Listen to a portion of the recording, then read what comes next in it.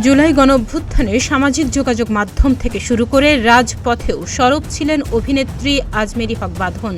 ছাত্রদের পক্ষে আওয়াজ তুলে বিভিন্ন সময়েই রাজপথে নেমেছিলেন তিনি। এরপরই প্রায় সোশ্যালে তাকে নিয়ে নানা ধরনের কটূক্তি শুনতে দেখা যায়। সবকিছু মিলিয়ে যেন খানিক বিরক্ত অভিনেত্রী, যার দরুন মাস কয়েক সোশ্যাল মিডিয়া থেকে ছিলেন বহু দূরে। শুধু তাই নয়, এই অভিনেত্রী সম্প্রতি নিজেকে একাধিক দেশের গোয়েন্দা সংস্থার সদস্য হিসেবে আবিষ্কার করেছেন। আর সেই অভিজ্ঞতা রোববার নিজের সামাজিক যোগাযোগ মাধ্যম ফেসবুকে শেয়ারও করেছেন। জানিয়েছেন জুলাই গণঅভ্যুত্থানের পরে ও আগের বেশ কিছু ঘটনা। আজমেরী হক বাঁধন লেখেন, 2021 সালে যখন বলিউডের খুফিয়া সিনেমাতে কাজ করলাম, তখন আমি ছিলাম একজন গর্বিত রয়ের এজেন্ট। কিন্তু এরপরই ঘটনায় মোড় নেয় যখন আমাকে সিনেমার প্রিমিয়ারে যেতে বাধা দেয়া হলো। এরপর অভিনেত্রী লেখেন, আমার ভিসা একবার দুইবার নয় 5 বার ভারতীয় হাইকমিশন থেকে প্রত্যাখ্যান করা হলো। কারণ হিসেবে তারা ডাকসুর সাবেক ভিপি নুরুল হক নূরের সঙ্গে আমার একটি ছবি দেখে এবং এ বিষয়ে তাদের উদ্বেগের কথা জানায়।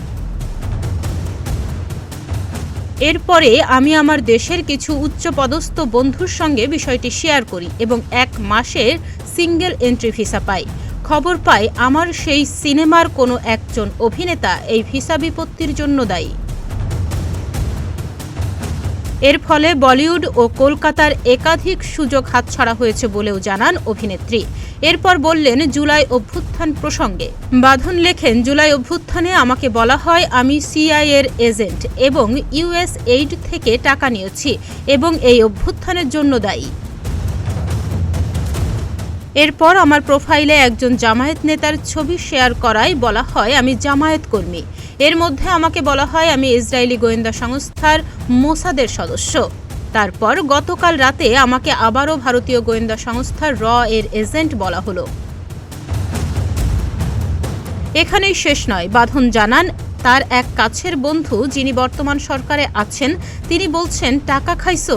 এরপর হতাশা প্রকাশ করে বাঁধন বলেন, কি ধরনের সমাজে বাস করি আমরা?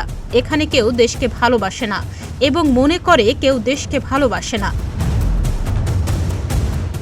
ভালোবাসা যখন সন্দেহে পরিণত হয় তখন প্রতিবাদীর কণ্ঠ হয়ে ওঠে নিঃসঙ্গ। আজমেরী হক বাঁধন কেবল একজন অভিনেত্রী নন, তিনি সেই কণ্ঠ যাকে একদিকে গোয়েন্দা তকমা, অন্যদিকে টাকা খাওয়ার অভিযোগ দিয়েও স্তব্ধ করা যাচ্ছে না।